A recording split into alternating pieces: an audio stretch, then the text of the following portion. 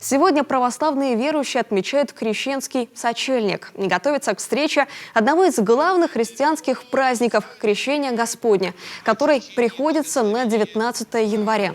В Коми оборудуют 41 купель. От крещенских купаний в этом году отказались в Воркуте по причине неблагополучной эпидситуации с коронавирусом. Тем не менее, в местных храмах в день Крещения Господня пройдут богослужения. Там же горожане смогут набрать священную воду. В остальных муниципалитетах крещенское таинство проведут с соблюдением мер безопасности. Сотрудники центра ГИМС будут выходить на лед, проверять толщину льда, давать организаторам соответствующие допуска на количество пребывания людей, на тоннаж, который может находиться на льду. Организаторы, которые будут проводить это мероприятие, всю эту информацию получат.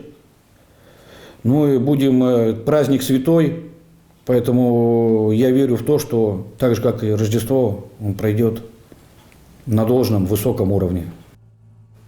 В Сыктывкаре оборудованы 4 проруби. На правом берегу Сысолы, в местечке Красная гора, в поселке Нижний Чов и в Эжве на реке Вычегда в районе лодочной станции. В целях безопасности запускать на лед будут не более 20 человек одновременно. Общественный порядок обеспечат сотрудники полиции и народные дружинники.